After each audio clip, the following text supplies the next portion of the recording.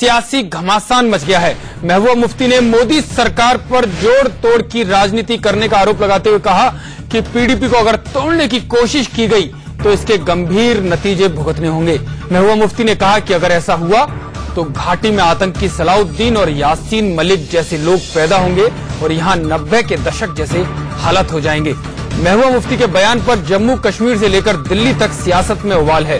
BJP ने बयान की आलोचना करते हुए सीधे सीधे महबूबा मुफ्ती पर हमला बोला है।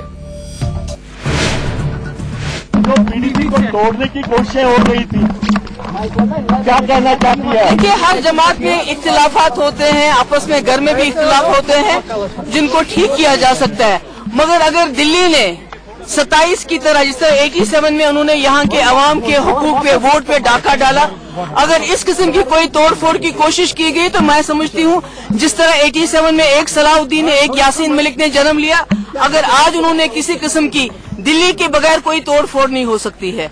मेरी जमात जो है वो मुस्तकम है, घरों में प्रॉब्लम्स होती हैं, उसको सुलझाया जा सकता है। मगर अगर किसी तरह से दिल्ली ने इसमें मुदाखलत की तो मैं समझती हूँ कि जो 87 के में जिस तरह यहाँ के लोगों के वोट पे डाका डाला गया था, जिस तरह यहाँ से मफ को क्रश किया गया था, अगर इस तरह की कोई कोशिश दिल्ली वालों ने पीडीपी को तोड़ने की कोशिश की तो उसके नतीजे बहुत ही ज्यादा खतरनाक होंगे।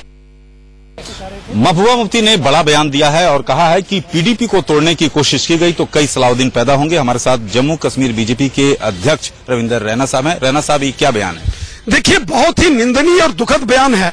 जब आप सत्ता में रहोगे तो भारत माता की जय और वंदे मातरम और हिंदुस्तान जिंदाबाद के जयकारे, सत्ता से बाहर निकलते ही आपको यासीन मलिक और शेख सलाउद्दीन याद आएंगे। शेख सलाउद्दीन और यासीन मलिक वो लोग हैं जिन्होंने कश्मीर के अंदर 1 लाख से ज्यादा बेगुनाह लोगों का कत्ल कराया पिछले 30 साल में, जिन लोगों ने पाकिस्तान से बम, बंदूक, पिस्तौल, गोलियां लाई, जिन लोगों ने कश्मीर को बर्बाद किया, जिन लोगों ने कश्मीर की महिलाओं को, बुजुर्गों को, हमारे बच्चों को, हमारे नौजवानों का कत्ल किया, ऐसे लोगों का महिमा मंडप करना बहुत ही निंदनीय नहीं, दुखद है। भारतीय जनता पार्टी किसी तोड़फोड़ में नहीं विचार करती है। अगर हमको तोड़फोड़ की राजनीति करनी होती तो हम 48 घंटे के अंदर पहले गठबंधन से निकल के दूसरा गठबंधन। आपको लगता है कि पीडीपी से गठबंधन जो हुआ वो गलती हुई? नहीं, 2015 में जब हम सत्ता में आए, हमने कहा 2014 के चुनावों में कि हमको 44 सीटें चाहिए जम्मू कश्मीर में सरकार बनाने के लिए, और हमको 25 सीटें मिली, कुछ सीटें हमारी कम रह गई। जम्मू से बीजेपी को, कश्मीर घाटी से पीडीपी को जो मैंडेट मिला, और उसके बाद दोनों पार्टियों के बड़े नेताओं ने मिलकर जम्मू कश्मीर के अंदर सरकार बनाई, एजेंडा ऑफ अलायंस बनाया। चूंकि हमको मेजॉरिटी से चंद सीटें कम थी, हमने विकास के मुद्दों पर और जम्मू कश्मीर के कानून व्यवस्था ठीक करने के लिए गठबंधन किया था। क्या आगे भी सरकार बनाने की कार्रवाई बीजेपी करेगी? अभी तो कानून व्यवस्था ठीक करने की जरूरत है, वहां के हालात ठीक करने की जरूरत है। जो हालात चरमराए हैं, जो कानून व्यवस्था वहां खराब हो रही है, उसको ठीक करने की जरूरत है। अभी सत्ता नई पीडीपी को तोड़ रहे हैं क्या आप? सवाल ही नहीं है। हमारा काम तोड़ना नहीं है, जोड़ना है। सत्ता के भूखे, सत्ता के लालची प्यासे लोग नहीं है। सीधे तौर पर रविंदर रैना जी का कहना है कि वे तोड़ने में विश्वास नहीं रखते। कैमरामैन पुष्पेंद्र के साथ राकेश कुमार सिंह, इंडिया न्यूज, दिल्ली। किसी को ये बिल्कुल ठीक नहीं है। मुझे लगता है कि जिस तरीके से वो बोल रही है कि 90 जैसे हो जाएगा, तो अगर उनको पता है तो उनका ये फर्ज बनता है कि इस तरीके का आतंकवाद न हो, उसके लिए उनको ज्यादा काम करना जरूरी है, क्योंकि वो भारत देश के, कश्मीर के और कश्मीर का विकास हो, ये सबकी, पूरी भारत के लोगों की तमन्ना है। मैं इनको कहना चाहूंगा कि आप इतनी डेस्परेट मत होइए।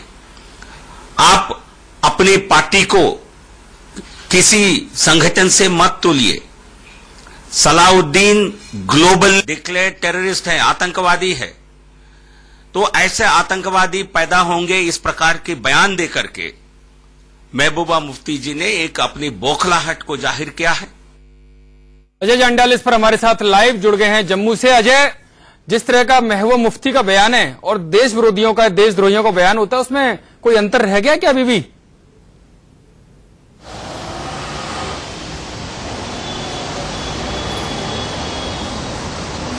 बिल्कुल जितेंद्र सही कह रहे हैं कि जिस तरह से अगर आप देखेंगे चंद महीनों पहले जब मुख्यमंत्री थी महबूबा मुफ्ती, तो तब उनके जो स्टेटमेंट्स होते थे वो सेंटर की प्रेज करना होते थे, वो लगातार नरेंद्र मोदी और अटल बिहारी वाजपेयी की तारीफें करती थी, मगर आज जब वो इस चीज को लेकर चिंतित है, उन्हें डर सता रहा है कि कहीं ना कहीं उनके अपने विधायक जो है वो पार्टी से अलग हो रहे हैं। उन्होंने माना भी है कि हमारे बीच में कहीं ना कहीं कॉन्फ्लिक्ट चल रहे हैं, मगर उसे सुधारा जा सकता है। ये साफ दर्शाता है इनकी पार्टी जो है वो टूटने की कगार पर है और यही वजह है इस तरह का स्टेटमेंट दिया जाता है। मगर जितेंद्र, एक चीज और देखनी होगी कि 1987 में केंद्र में कौन था। उस वक्त केंद्र में कांग्रेस थी और इनके पिता मुफ्ती मोहम्मद सईद कांग्रेस के उस वक्त बड़े नेता थे। तो कहीं ना कहीं इस चीज का ये बयान देकर कि सैयद सलाहुद्दीन और यासीन मलिक जो है वो नए नहीं बन जाए, अगर ऐसा केंद्र करता है तो कहीं ना कहीं वो खुद अपने उस वक्त पिता की जो करनी है या उस वक्त जो केंद्र में इनकी सरकार थी, कांग्रेस की सरकार की, जिसमें खुद इनके पिता थे, वो उन पे सवाल उठा रही हैं। दूसरी चीज, सईद सलाहुद्दीन की अगर स्टेटमेंट देखें तो उन्होंने पिछले दिनों मीडिया में बात करके ये कहा है कि उन्होंने जो बंदूक उठाई है वो इसलिए नहीं उठाई क्योंकि 1987 में इलेक्शन में वो हार गई हैं, इलेक्शन के रिजल्ट के, बल्कि वो उनकी एक अलग वजह थी। उन्होंने उस पर सलाहुद्दीन ने उसमें साफ कहा हुआ है। तो कहीं ना कहीं ये स्टेटमेंट एक वोट बैंक की राजनीति से प्रेरित है, ये साफ देखा जा सकता है, क्योंकि लगातार उनके विधायकों के बयान आए हैं जो कह रहे हैं कि महबूबा मुफ्ती जो काम करना चाहिए था वो नहीं कर पाई। पार्टी पॉलिटिक्स जो फैमिली पॉलिटिक्स है उसे कहीं ना कहीं कश्मीर को निजात दिलानी है। इन चीजों को लेकर उनका पार्टी के खिलाफ, महबूबा मुफ्ती के खिलाफ बयानबाजी हुई है, ना कि इस चीज को लेकर कि वो बीजेपी के साथ सरकार बनाने जा रहे हैं। साफ तौर पर देखा जाए अजय कि पार्टी पॉलिटिक्स की वजह से इस तरह के बयान नजर आए। हालांकि महबूबा मुफ्ती ने कोई पहली बार इस तरह का बयान नहीं दिया। पहले भी उन्होंने कहा कि 200 आतंकी मारे जाएंगे तो 200 फिर आ जाएंगे, आतंकियों के परिवार पर किसी तरह की कार्रवाई ना हो, कठोर कार्रवाई ना हो। बुरहान वानी के मामले भी उनका विवादास्पद बयान है। तो इस पूरे को क्या माना जाए कि अपना गढ़ बचाने की कवायद है पूरी, या आतंकियों के जो समर्थन में उनके बयान जब तक आते रहते हैं कि फिर से पुराने रुख पर लौट आई है महबूबा?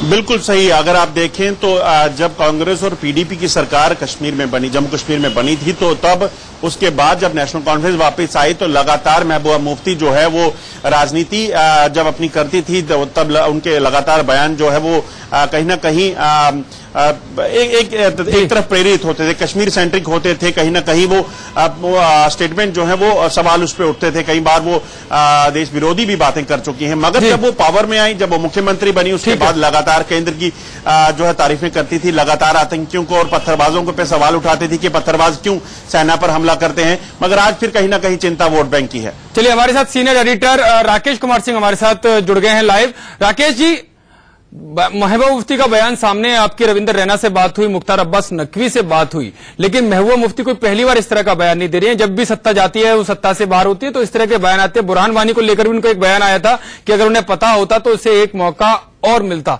इस जो बयान आया है पूरा माना जाए कि देश के खिलाफ पूरी तरह से बयान है, और क्या बीजेपी अब इस पर या केंद्र सरकार इस पर कोई कड़ा रुख अपनाएगी इस तरह के बयान पर?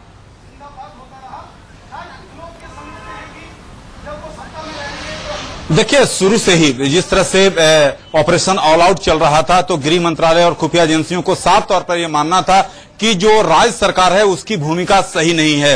और जब से बीजेपी वहां सरकार से अलग हुई है, महबूबा मुफ्ती को मुख्यमंत्री पद से इस्तीफा देना पड़ा, उसके बाद से वो बौखला गई हैं। जिस तरह से पीडीपी के विधायक लगातार खुले विद्रोह पर उतारू हैं, ऐसी स्थिति में उनकी बौखलाहट साफ झलकती है। खुफिया एजेंसियों का साफ तौर पे मानना है कि आतंकियों को, अलगाववादियों की उनकी ओर से, उनकी सरकार की ओर से, खासकर पीडीपी की ओर से जरूर जो है सुरक्षा बलों पर कार्रवाई, जो जम्मू कश्मीर पुलिस थी, कहीं ना कहीं उन पर दबाव डाला जाता था। अब लेकिन जब राकेश जी, जब साहब आप भी कह रहे हैं कि खुफिया एजेंसियों का इस तरह का इनपुट था, तो केंद्र सरकार क्यों नहीं महबूबा के खिलाफ कोई कड़ी कार्रवाई करती है, जबकि अब तो उनके साथ गठबंधन भी नहीं रहा। अगर घाटी में आतंक को रोकना है तो आतंकियों की समर्थन में जिस तरह की परिभाषा आ रही है, जिस तरह के बयान आ रहे हैं, उस पर तो कड़ी कार्रवाई करनी चाहिए।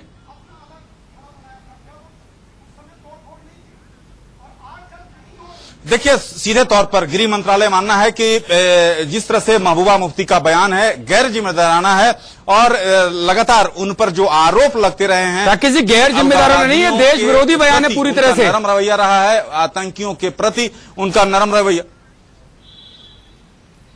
देखिए, साफ तौर पर कहीं ना कहीं ये देश विरोधी है बयान है, क्योंकि इस तरह का बयान खुलेआम जो है चेतावनी देना और केंद्र सरकार को धमकी देना, कहीं ये दिखाता है कि आखिरकार महबूबा मुफ्ती कितनी जो है परेशान है, हैरान है। चलिए, बहुत बहुत धन्यवाद आप दोनों का, राकेश कुमार सिंह और अजय जांड्याल, आपका जम्मू से आप लगातार हमारे साथ बने हुए थे। साफ तौर पर देखा जाए तो जो महबूबा मुफ्ती का बयान है केवल गैर जिम्मेदाराना नहीं, वो देश विरोधी बयान की श्रेणी में आ गया, क्योंकि महबूबा को लगता है कि उनकी पार्टी टूट रही है और पार्टी टूटने से बचाने के लिए उन्होंने एक बचकानी कह सकते हैं हरकत की है, बचकाना बयान दिया है। फिलहाल समय हो चला एक ब्रेक का, जल्द हाजिर होते हैं।